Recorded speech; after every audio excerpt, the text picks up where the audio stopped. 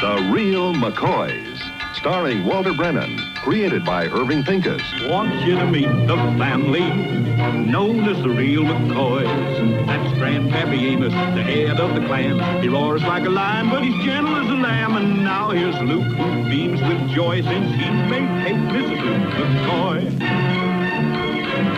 From West Virginia they came to stay in sunny California. Old Grandpappy Amos and the girls and the boys of the family known as the Real McCoys.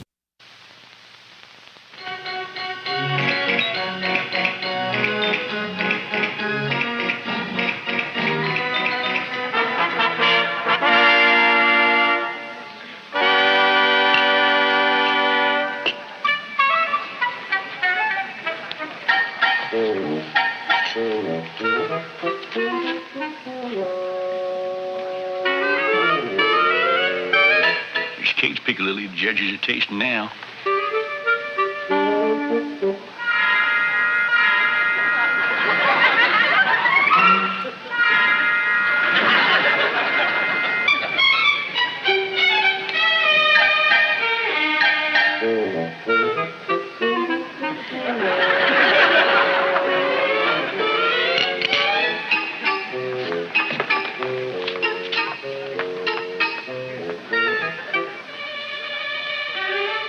She liked it, Grandpa? She puckered good, but her eyes was watering a little. I told Kate not to put too much vinegar in it. Your attention, please, ladies and gentlemen. The judging for the preserves has been completed. And here are your results. In third place, for her apricot a la Cincinnati, Mrs. Flater Ward.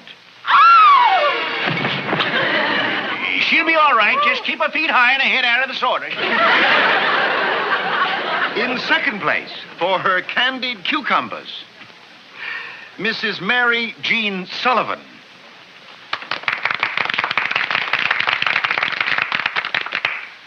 And now the moment you've all been waiting for. In first place, for her piccalilli.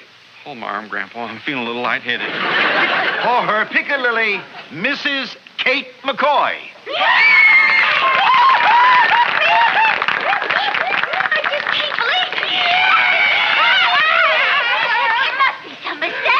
No mistake, Sugar Babe. You won her fair and square. Now, maybe you'll believe us when we tell you you make the best piccalilli in the whole world. I'm so happy for you, Kate. Will you excuse me, please.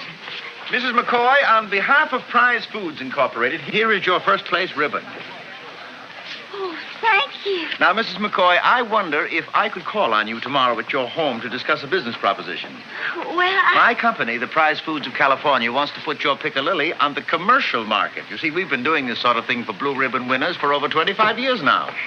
Oh, you mean on store shelves? Exactly. And it will be worth your while financially. Now, ain't you glad I talked you into entering? Mrs. McCoy, what time tomorrow would it be convenient? About noon, perhaps? We'll be there. Well, I'll see you then. And again, Mrs. McCoy, congratulations. thank you. Well, Kate, now what do you got to say, huh? Kate?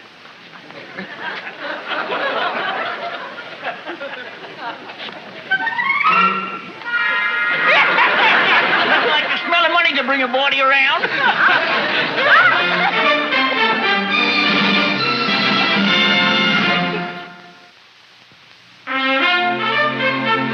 Now, you leave me tend to the business end of this. I know how to handle these fellas. Why, who can tell? We might get as much as $50, $100 for this recipe. We sell it outright. $100 for a little old recipe for piccalilli? Oh, Grandpa, you're a dreamer. Well, no, he ain't. No, you leave it to Grandpa. He's got a mind like a steel cash register. Appreciate that, Luke. He's here. The piccalilli man is here. Oh, Luke, how do I look? Pretty as a pickle. How do I look? I'll tell you how you look. Like a boy who's going to keep his mouth shut whilst I talk business. Well, Good afternoon. Well, sure, what a surprise. Grandpa, this ain't no surprise. He was just leaving. Well, come in, Mr. Prentice. Thank you. Well, I guess I know why you're here. I guess you know why you're here, too, so Might as well get right down to business. Well, fine. I suppose the thing that interests you most is the money involved. Well, Yes, and you can involve us with just as much as you can spare. Well, our standard rate is 2 cents. 2 cents. 2 cents? For something that's worth maybe $50? Grandpa, let Mr. Prentice finish. I'm sure he didn't mean just 2 cents for the recipe. No, indeed not. The 2 cents is the per jar royalty. 2 cents a jar? Why, you should have to sell 100 jars for us to make $2. Boy,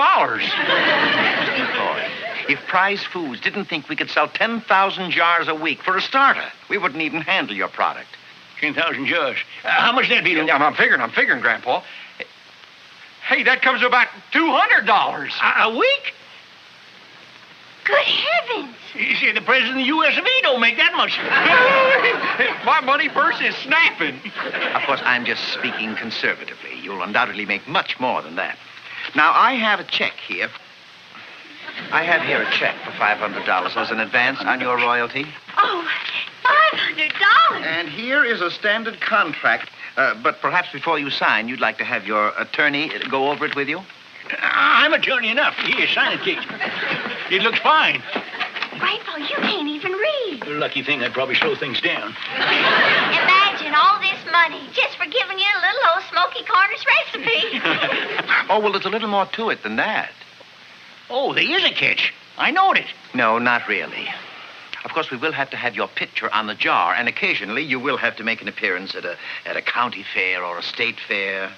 You mean go away from home? Well, we pay all the hotel and traveling expenses. Oh, well, I don't know whether I could do that. I mean, what about my family?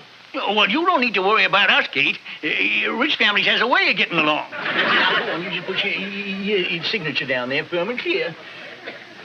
Luke, I don't know if I could bear to be away from you. Oh, sure you could. Well, I get on a person's nerves when you see me too much. Yeah. Big K, a small A. The longest you'd ever be away at one time would be a week, Mrs. McCoy. A week? Well, this family could go to pieces in a week. No, it would not. I just don't think... Now, look, Catherine. I'm your legal husband, for better or worse, and I don't want to argue with you no more about it. We can use every cent of that money. The kitchen needs painting, the roof needs tarring, little Luke needs shoes. Grandpa could use a new suit. And you yourself, you need all kinds of things. You're right, Luke. The family needs all kinds of things, and... All right, I'll do it.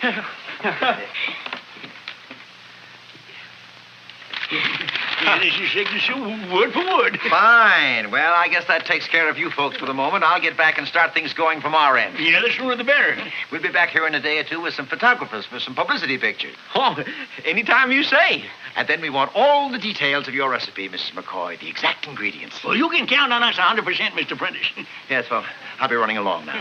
Mr. Prentice, we can't thank you enough. Well, thank you, and goodbye. Goodbye. Grandpa, Mr. Prentice is leaving. Oh, I was just admiring your handwriting. See you now. $500. I just can't believe it. Yeah, well, you just got to know how to handle these tycoons. Take this paper check down to the bank and get it turned into real money.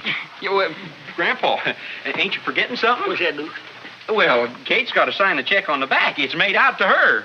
Now, why do they do a thing like that? Well, maybe because it's Kate's pick lily. Yeah, and leave none of us forget that. And, Kate, I got something I want to tell you right face to face, and I mean it, too. What's that, Grandpa? You're just as important in this as me and Luke.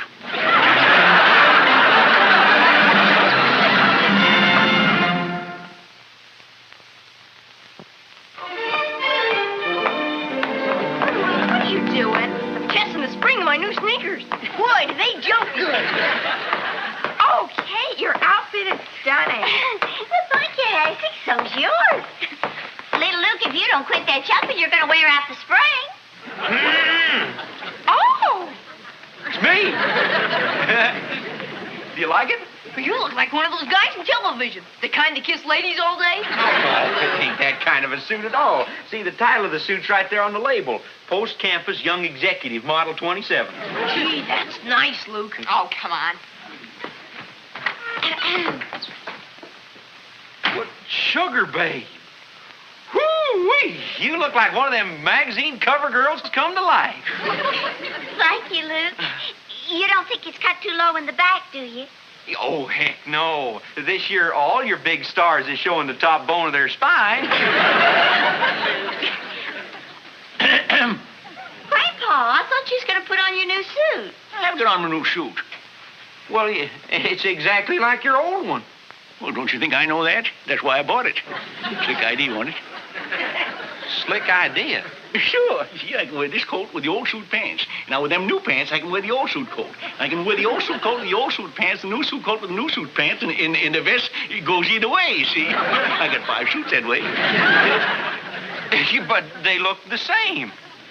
Well, that's nobody's business but ours. It's here. What's here? My new bike. New bike. Yeah, Kate bought me a new bike. Well, now, I'm sorry, little Luke, about that. That's got to go back, because we just buying the important things, the things that we've been needing for a long time. Kate said I could have a new one, and it is her money. Little Luke. Oh. That's how it is. Little Luke, you shouldn't talk that way. Okay, it is your money. You won the prize. Now, that's enough. Grandpa, I do feel that little Luke needs a new bicycle, and, well, we can't afford it. Whatever you say, Kate.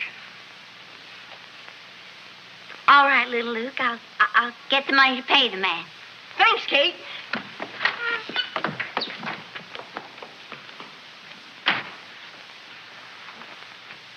Well, we don't want to wear out these new clothes the first day. Let's go change in our old ones. Yeah, Luke. Now, look, Grandpa, we're well off. We got new clothes, we got money, we got more money coming in. We're just going to have to get used to it. Our pockets is going to be full. Yeah, but they ain't pants pockets, Luke. They skirt pockets. Well, hey, you better get dressed, Grandpa. Photographers out there with floodlights and flash bulbs. They even got a camera. It ain't my affair out there, Luke. That's Kate's. Oh, come on, Grandpa. Snap out of it and get your collar on. You want your picture took, don't you? No, you go ahead. Now, look, Grandpa, that picture wouldn't be complete without you. I mean, after all, who was it that talked Kate into entering that contest, huh?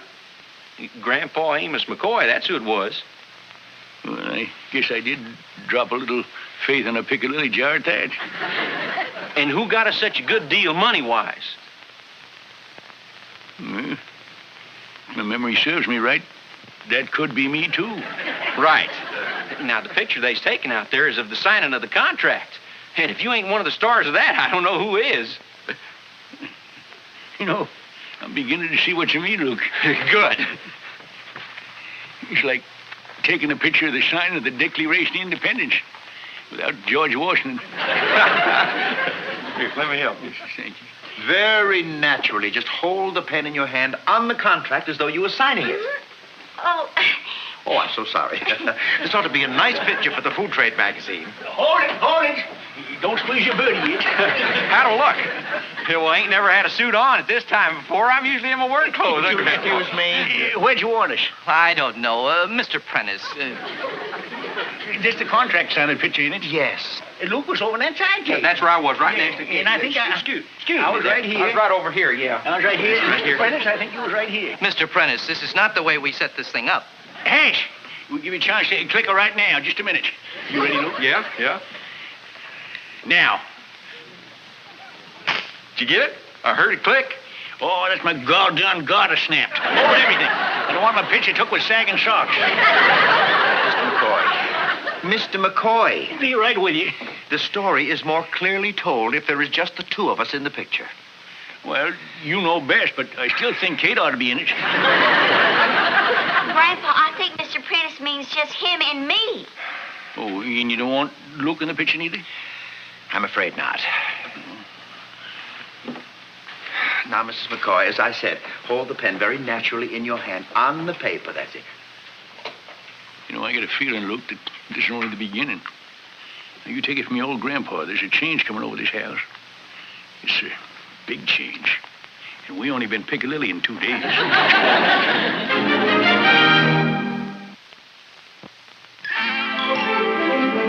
Well, if you want to know the truth, we never should have been so gall darn anxious to get mixed up in this whole deal. Yeah, I'll go along with you on that. A home is a man's castle, but this is a woman's castle. And that woman is your wife. You ain't blaming me for all this. Well, you're the one that had to go and marry a wonderful cook. Well, you passed on her. You give her my hand. Well, I never felt so bad about something good in all my life. Get up there now and mash down on that starter a couple times. See if this goddamn thing will get going.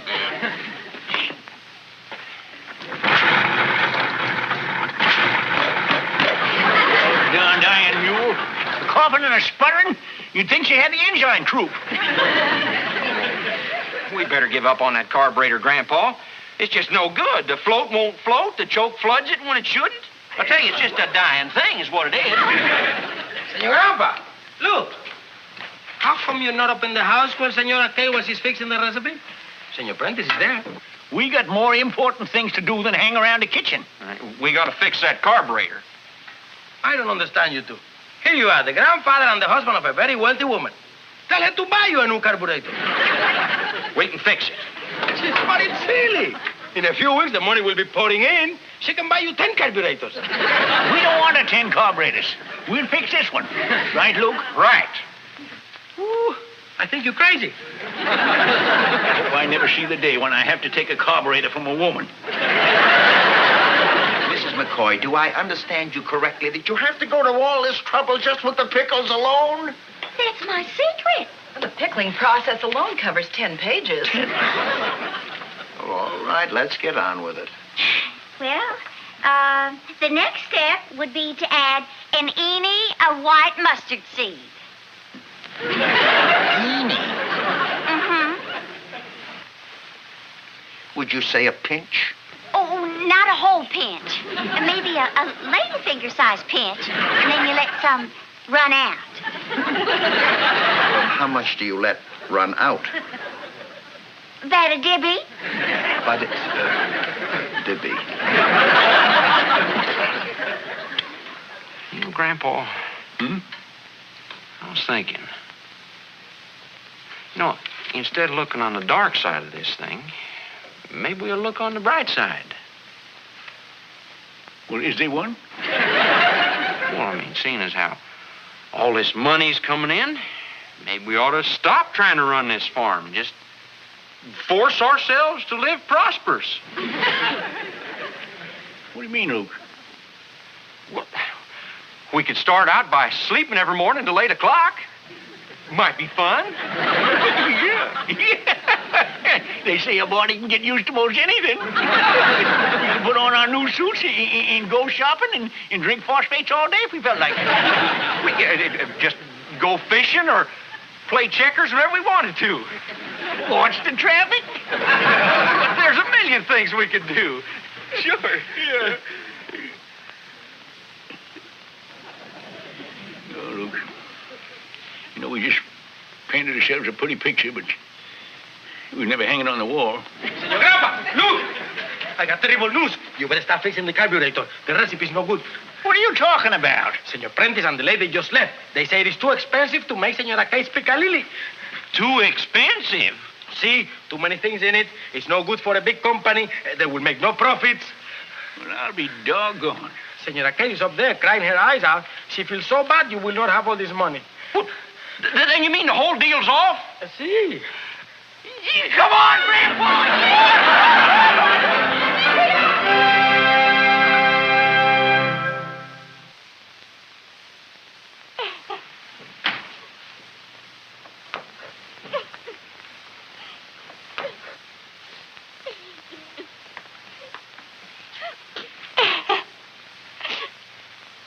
She thinks she let us down. Yeah. Hey, Luke, I got an idea. I tell you what we'll do.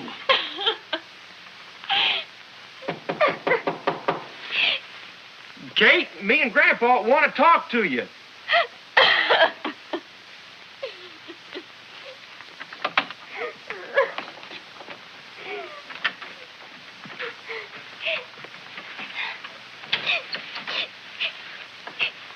Luke, I got some bad news to tell you. Well, whatever it is, it can wait. Now, listen, me and Grandpa, we've been talking over this pick lily situation, and, well, I'm here to tell you right here now that you've got to give it up. But, Luke... I don't want no back talk. I decided that I don't want no wife of mine to go traipsing all over the country. Ain't that right, Grandpa? Yeah. We decided it was more important to have you here with us. We all need you. Not only Luke here, but me and the kids, too. And as far as the money goes, well, me and Grandpa, we always been able to do the providing. So I'm afraid I'm just going to have to ask you to give up this piccalilli stuff. If you really feel that way, Luke... That's what we want. So that's that, sugar babe. Well, I'll see you two later. Where you going, Grandpa? Oh, I just thought I'd go down and see if I can trade in a bicycle for a carburetor.